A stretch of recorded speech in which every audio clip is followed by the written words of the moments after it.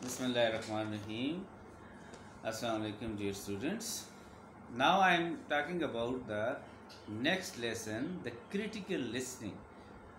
आप ही सोच रहे होंगे कि ये क्रिटिकल लिसनिंग का किस तरह का हम उसका अहाता करेंगे। Very simple.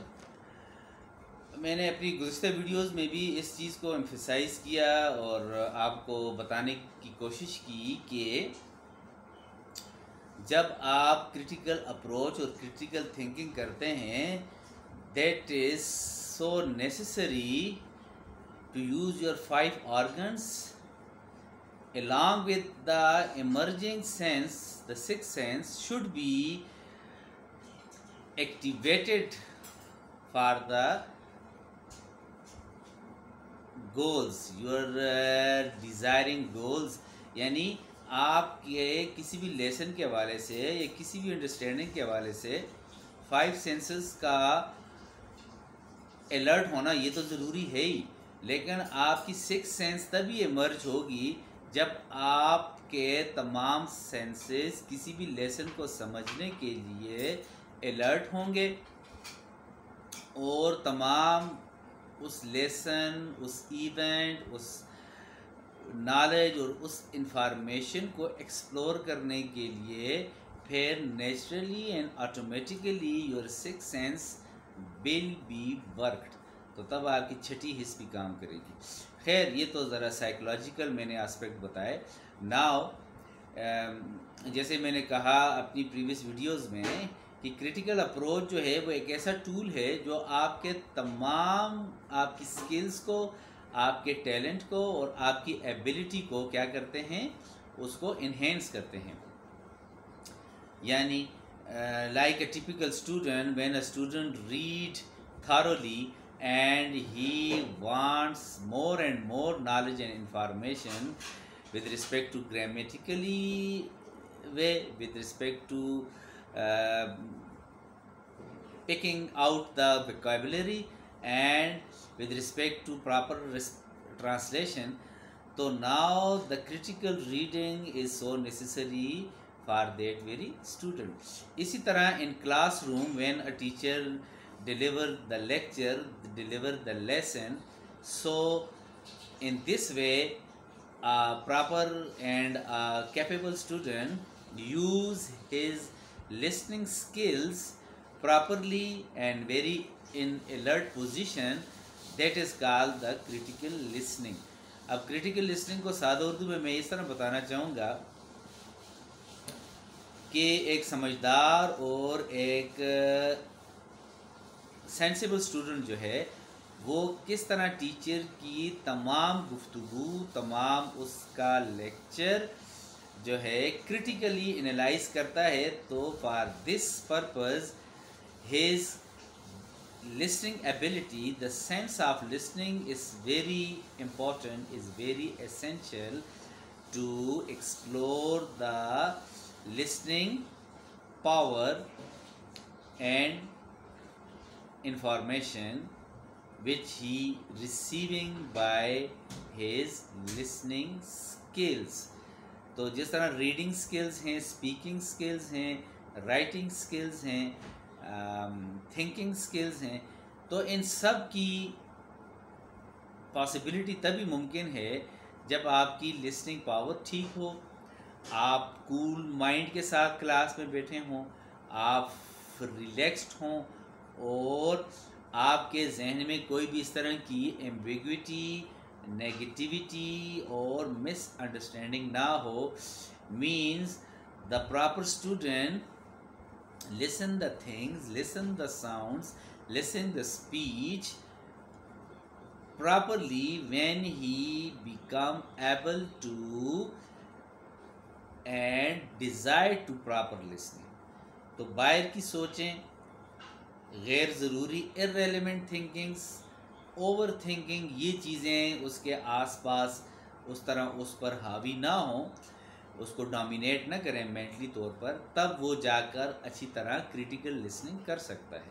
अब ये तो मुमकिन है ही नहीं कि 100% इंसान उसी में जो है वो इन्वॉल्व हो, कुछ चीज़ें it is so simple, it is so natural. The 100% result cannot be possible, cannot be achieved.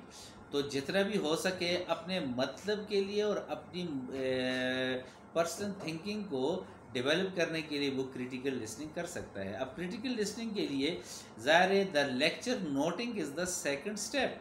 When a sensible student receive proper listening, receive proper lesson, then he draw and he plot his desired notes from the teacher, from the speaking of teacher. Teacher जो बोलेगा तो teacher तो student, हर एक student का अपना जहन है, there is a proper individual difference in the class.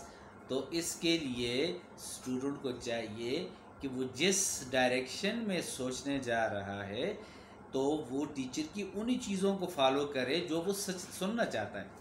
अब ज़रूरी नहीं कि तमाम चीज़ें वो सुने और उसी पर लगा रहे, वो उसका अपना एक स्टेट ऑफ माइंड है, उसकी अपनी एक मेंटेलिटी है स्टूडेंट की, वो उस टॉपिक को जिस डायरेक्शन में समझना चाहता है, and he is fully independent to explore his own topic drawing, topic plotting according to his desires and wills। यानी सबक टीचर का सबके लिए एक जैसा पैटर्न के तौर पर टीचर उसको डिलीवर करता है और हर एक स्टूडेंट उसको अपने तरीके से सुनता है। जैसे ही वो अपने तरीके से सुनेगा ऐसे ही भी उसकी नोटिंग करेगा। तो इस सारी एक्सरसाइज को क्रिटिकल लिसनिंग कहते हैं। अब क्रिटिकल लिसनिंग जो है वो इनफॉर्मल डिस्कशन में भी ज़रूरी है, आउटडोर सिटिंग में भी होती है, ग्रुप डिस्कशन में और इनफॉर्मल तरीके से भी आप किसी भी स्पीकर को या किसी भी बोलने वाले को अपने तरीके से सुने, अपने तरीके से उसको अहम जो नुकात हैं उसको अपने पास कलेक्ट करें और अपने तरीके से फिर उस ग्रुप डिस्कशन में पार्टिसिपेशन करें। तो ये सारी इंसान की जितनी भी एबिलिटी या सेंसेस हैं उसको आप क्रिटिकली जो है वो यूज़ कर सकते हैं।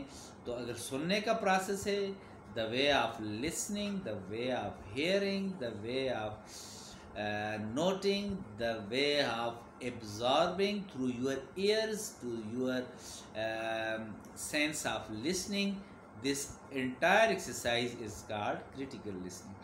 अब इसको मुहावराती तरीके से मैं सादा उर्दू में यही कहूँगा कि आप सुने सबको, लेकिन अपने तरीके से किसी टॉपिक को, किसी मौजू को, किसी मसले को, किसी आइडिया को अपने तरीके से प्लाट करें, अपने तरीके से उसको जो है डिज़ाइन करें।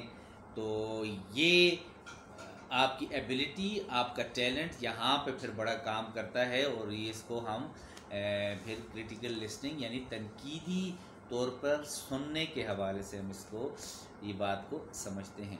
तो क्रिटिकल लिसनिंग जो है ये इन द क्लासरूम प्रेजेंस में भी बड़ा इसका रोल है।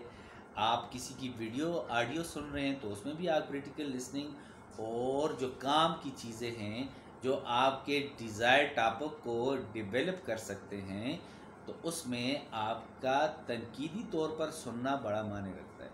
तो इस तरह फिर चीज़ें आगे डिज़ाइन होती हैं, इसी तरह चीज़ें आगे फिर डेवलप होती हैं। रिसर्च मेथडोलॉजी में आप देखें, किसी स्कीमिंग में आप देखें, किसी प्लानिंग और प्रोग्रामिंग में जब कई दोस्त और कई ऐसे प्रोफेशनल जब मिल बैठते हैं, कॉर्पोरेट कल्चर में देखें आप, बिजनेस डिस्कशंस में, तो इसी तरह चीज़ों को गौर से थारोली सुना जाता है और हर एक फ़र्द अपने तरीके से उसकी डिज़ाइनिंग करता है।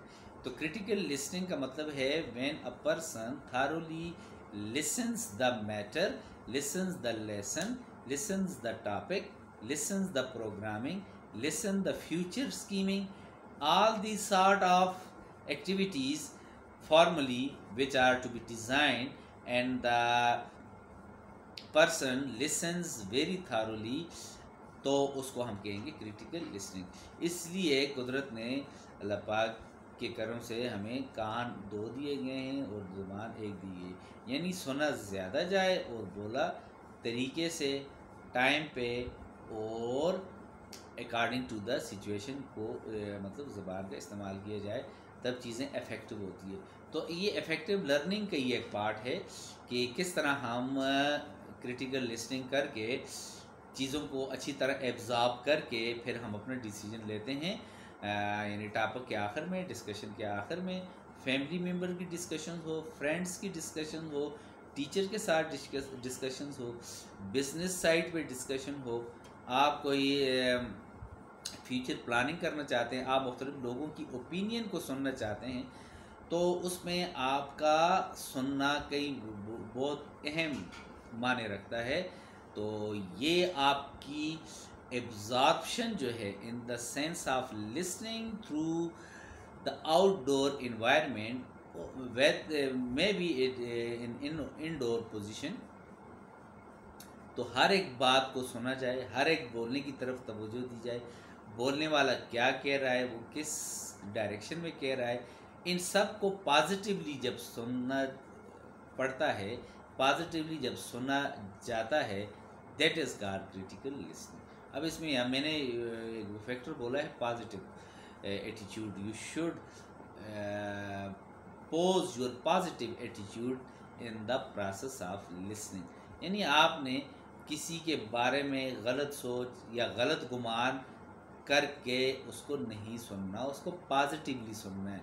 पॉजिटिव आप सुनेंगे तो आपकी एब्जॉर्प्शन, आपकी माइंड एक्टिविटी, आपकी टैलेंट एक्टिविटी तब काम करेगी, और it is the part of the nature. Positive होकर ही आप दूसरे को अच्छी तरह सुन सकते हैं। अगर आपका ध्यान, आपका गुमान मनफी पहलू रखता है, तो ये कुदरत का कानून है, it is a part of the natural law कि आप किसी को भी सही नहीं सुन सकते, भले वो बंदा चीख चीख के बोल रहा हो। तो थैंक यू वेरी मच। ये हेल्पिंग लेसन आज का जो था इस क्रिटिकल लिसनिंग के हवाले से था। इस पे ज़रूर गौर करें और इस पे सोचें और हर एक को सुने, पॉजिटिवली सुने, और जिस तरह कहा जाता है किसी की ना सुने, नहीं, तो वो एक और अलग दुनिया है, किसी की ना सुने, आप हर एक को सुने, जो बोल रहा है उसको सुने, और आखिर में अपना डिसीजन जो है वो फाइनल करें। ये आपकी लर्निंग में और आपकी अंडरस्टैंडिंग में बड़ा आपको हेल्प करेगा। Thank you very much. Good luck. अल्लाह हाफ़िज़।